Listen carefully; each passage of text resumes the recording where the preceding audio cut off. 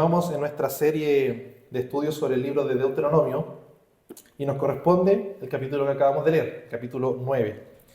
Y vimos en el estudio anterior acerca de un doble llamado que Dios estaba haciendo a su pueblo y que también nos hacía a nosotros, acerca de, por un lado, recordar la ley de Jehová, cómo Dios había sido su proveedor en los tiempos del desierto, para que también, en segundo lugar, ellos no se vayan a olvidar ahora de Jehová en los tiempos de abundancia, en los tiempos donde iban a tener mucho en la tierra prometida que estaban a punto de entrar.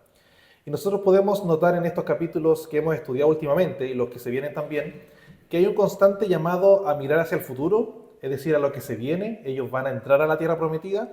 Moisés le está diciendo, o recordando en realidad, lo que ellos van a pasar mientras estén en la tierra prometida.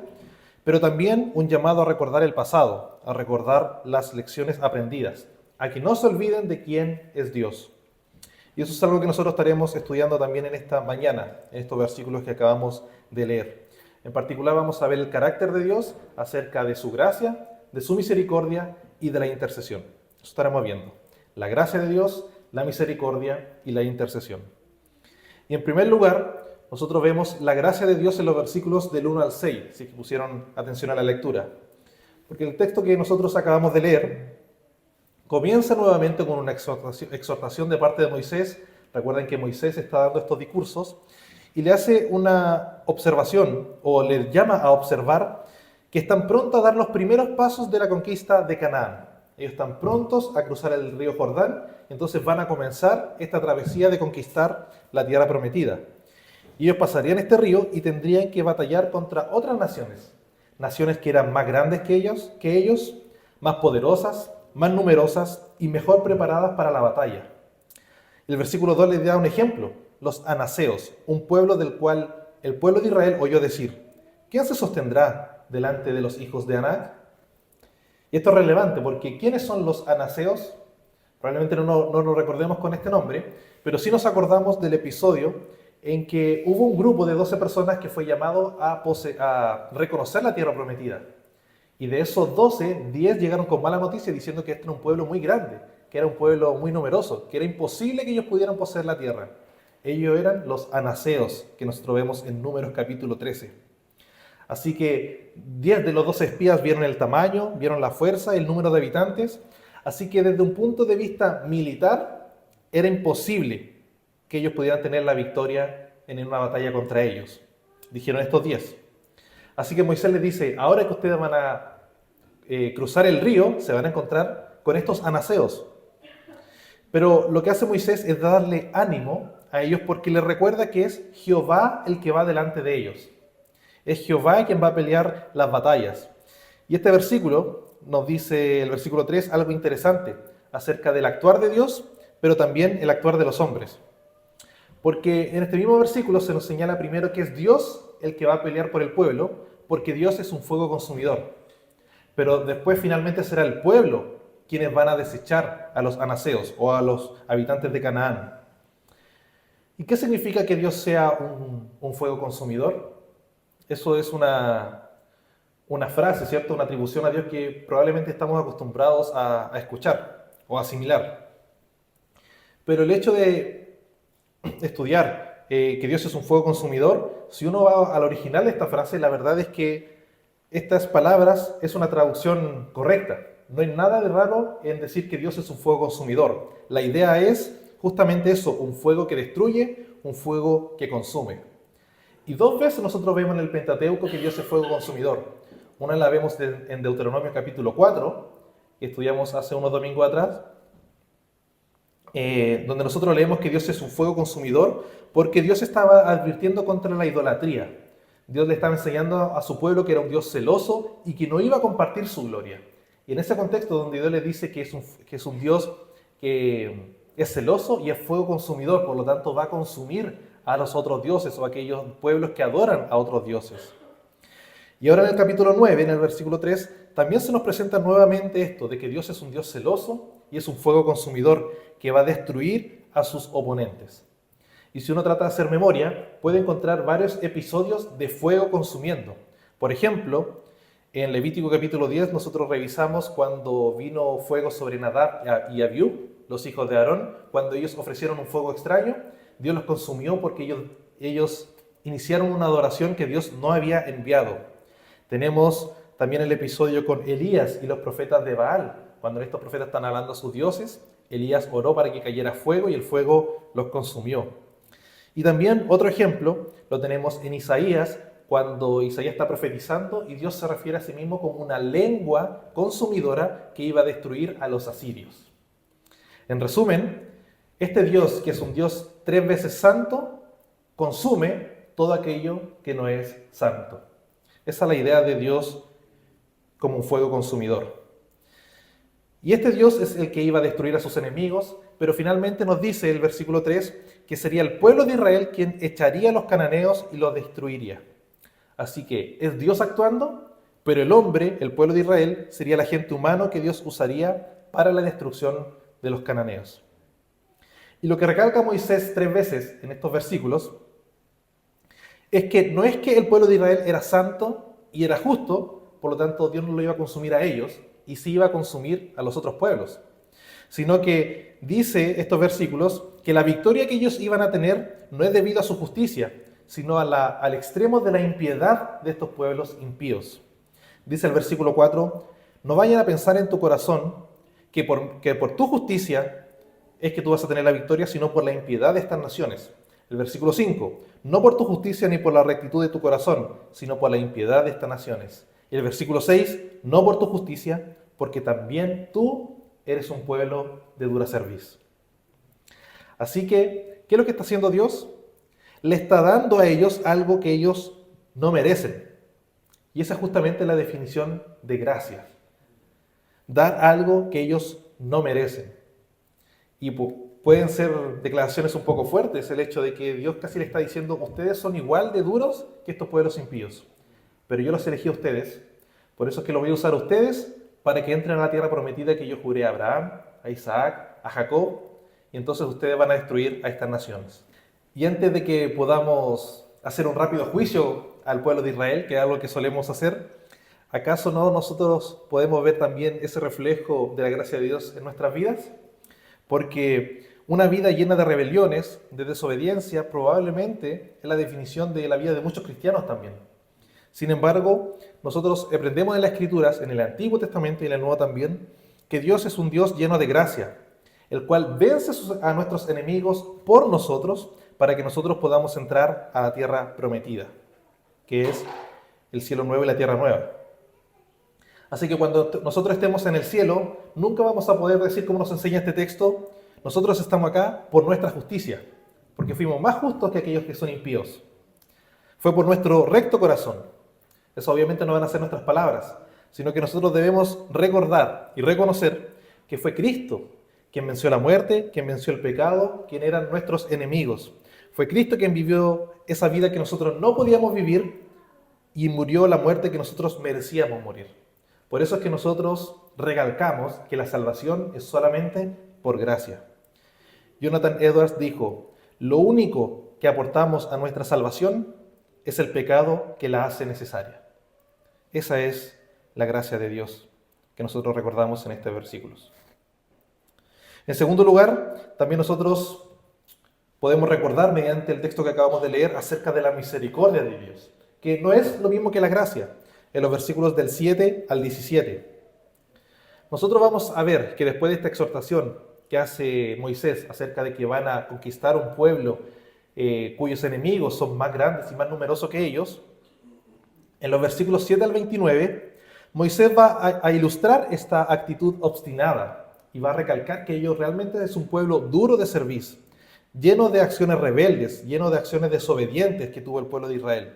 Un pueblo pecaminoso. Y Moisés les recuerda que ellos provocaron la ira de Dios desde el día que ellos salieron de Egipto, desde el día 1. Ellos estaban provocando a Dios hasta el día que ya estaban presenciando, el día que estaban a punto de entrar a la tierra prometida. Y si bien son varias situaciones que nosotros podíamos comenzar a enlistar acerca de situaciones desobedientes donde el pueblo tuvo pecado y provocó la ira de Dios, Moisés trae a la memoria quizás uno de los más relevantes con respecto a esto, que es cuando él estaba en el monte Sinaí, que también es en Horeb, recibiendo los 10 mandamientos, en el cual Moisés estuvo en ese monte 40 días y 40 noches. ¿Y el pueblo qué hizo cuando Moisés estaba demorando mucho? El pueblo dijo, no vaya a ser que quizás Moisés murió allá arriba, ¿cierto? Porque ellos veían lo que está sucediendo, estas tormentas, estas nubes, ellos tenían miedo de eso. ¿Y a quién vamos a adorar ahora? Así que no se le ocurrió nada mejor, hicieron un becerro de oro. Fueron 40 días y 40 noches. No fueron años que ellos estuvieron sin un líder a quien seguir o sin un claro Dios a quien adorar. Y ellos hicieron un becerro de oro y uno de los hombres que estuvo a cargo de toda la instrucción para poder hacer este becerro fue Aarón. Entonces, cuando Dios le terminó de entregar los 10 mandamientos a Moisés, Dios termina estos 40 días, 40 noches y le dice a Moisés, baja porque este pueblo es un pueblo duro de servicio. Ellos han hecho un animal de fundición, así que yo los voy a destruir. Y Moisés baja para ver qué estaba sucediendo, por qué Dios estaba diciendo esas cosas, ¿cierto? Y él está bajando ya con las 2 tablas en las manos y ve que efectivamente el pueblo había hecho un becerro de oro. Y Moisés se enoja con el pueblo, lo llama justamente un pueblo de dura servicio, un pueblo pecaminoso, y de hecho le encuentra la razón a Dios que era un pueblo que merecía ser destruido. Y él con esta furia lo que hace es romper las tablas que Dios le había dado. Y nosotros en su momento ya estudiamos este pasaje, esto está en Éxodo cuando Moisés recibe los 10 mandamientos, pero hay una cosa que podemos recordar para rescatar hoy día también. Nosotros sabemos que Dios finalmente no destruyó al pueblo de Israel, ¿cierto? No destruyó al pueblo a pesar de haber hecho este becerro, a pesar de lo que merecía.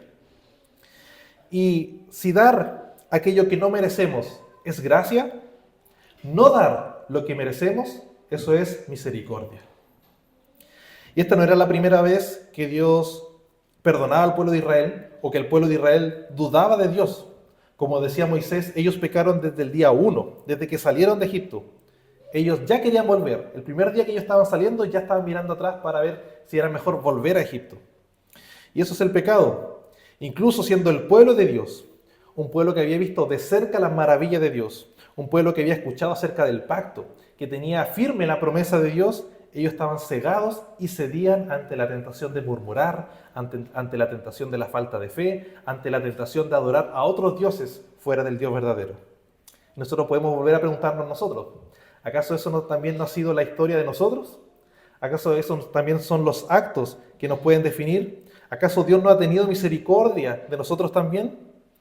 Siendo un pueblo redimido, un pueblo que está en un pacto con Dios, que conoce las promesas, que hemos visto de cerca las maravillas de Dios. Sin embargo, el pecado aún también está presente. Somos cegados muchas veces y murmuramos. Somos cegados y muchas veces también dudamos de Dios. Pero Dios es misericordioso. Dios no nos da aquello que merecemos. Su misericordia, dice el texto, se renueva en cada mañana. Por lo tanto, nosotros debemos que recordar que todo lo que tenemos es por gracia y que no estamos siendo tratados como merecemos. Cuando pensamos que hay injusticia en nuestra vida y que nosotros tendríamos que tener quizás un mejor vivir, mejores regalos de parte de Dios, realmente nosotros no estamos siendo tratados como merecemos.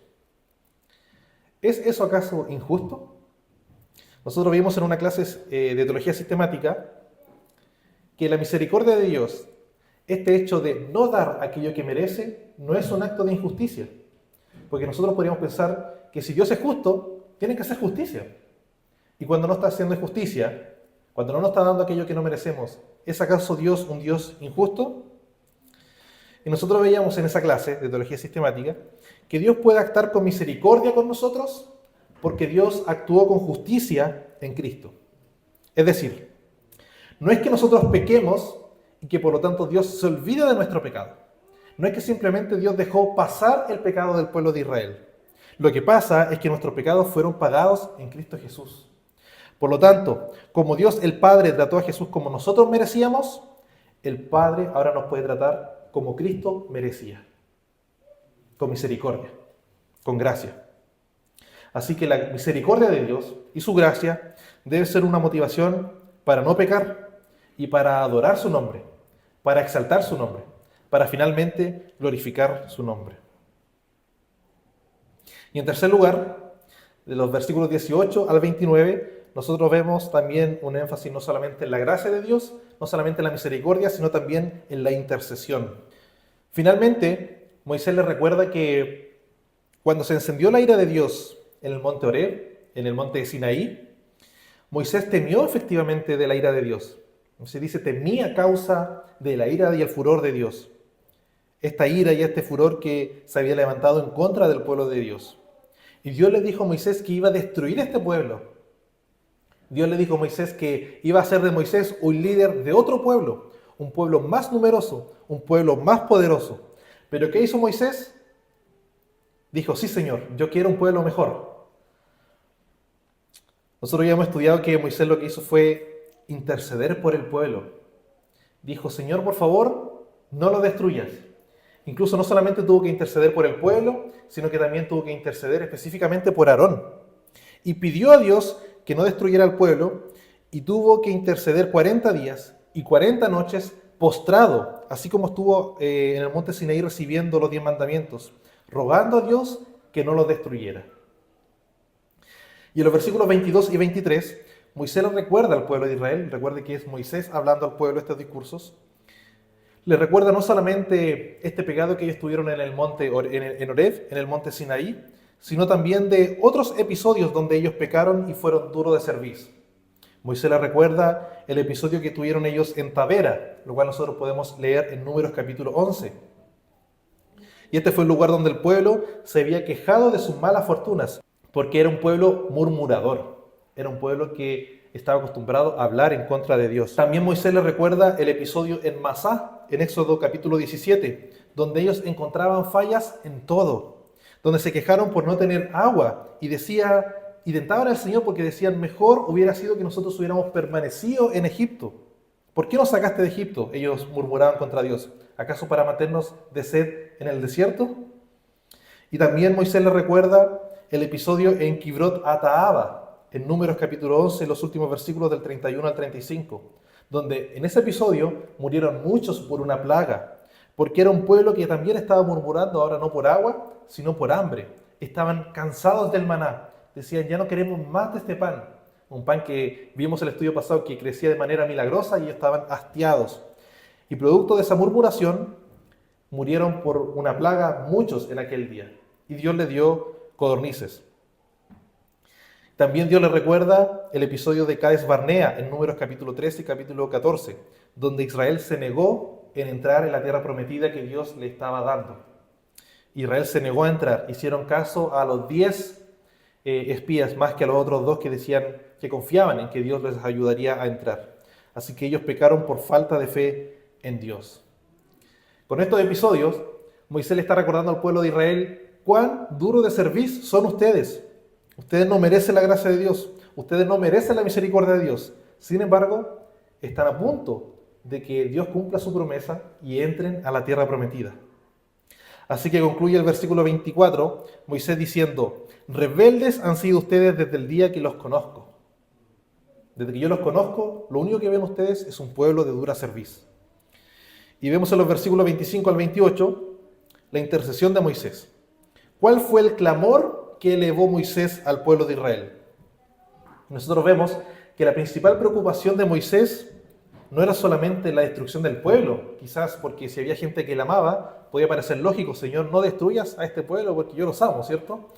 Moisés estaba preocupado de la gloria de Dios y la reputación de Dios.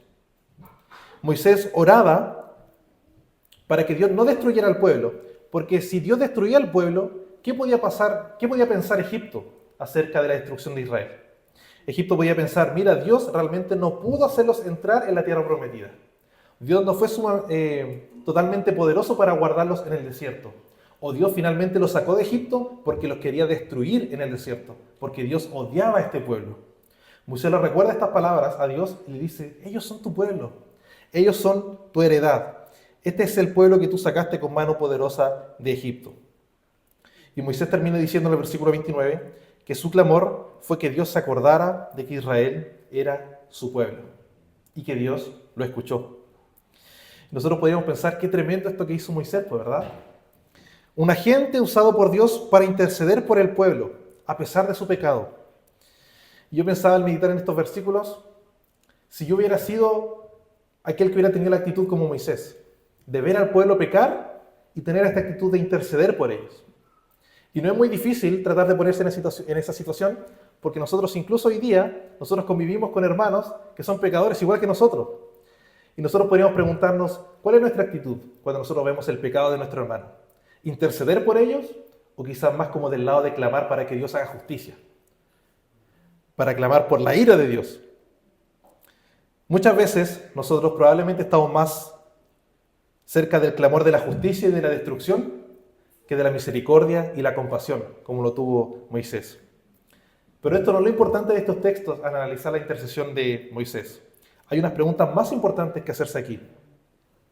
Porque lógicamente, ¿quién no querría tener un líder como Moisés? Como decimos nosotros, alguien que ponga el pecho por las balas, ¿cierto? Cuando nosotros nos equivocamos. Pero, ¿era Moisés mejor que el pueblo? ¿Era Moisés alguien que merecía el buen trato de Dios? ¿Era su justicia y la rectitud de su corazón dignas por las cuales Dios lo levantó como líder del pueblo? Y la respuesta que nosotros hemos aprendido al estudiar pasajes anteriores es que no. Moisés también era alguien duro de servicio. Moisés era alguien que también necesitó de la gracia de Dios, necesitó de la misericordia de Dios. Moisés fue elegido para ser líder del pueblo de Israel solamente por gracia y por misericordia, porque él también era un intercesor perfecto. ¿En qué nosotros vemos la imperfección? En que efectivamente estaba clamando para que Dios no lo destruyera, pero también le decía, oye Israel, recuerda tus pecados, mira lo que has hecho. Y le reclamaba por el pecado. Pero él también necesitó de fe en la promesa para ser salvo. Y nosotros hoy tenemos un mejor intercesor. Uno que nos entiende, pero que no nos está recordando constantemente nuestro pecado. Uno que cuando nosotros nos arrepentimos, nos perdona. Uno que está a la diestra de Dios Padre como nuestro abogado, intercediendo por nuestros pecados. Dice Hebreos capítulo 7, versículo 25, que Cristo está viviendo siempre para interceder por ellos. Y por ellos se refiere a nosotros.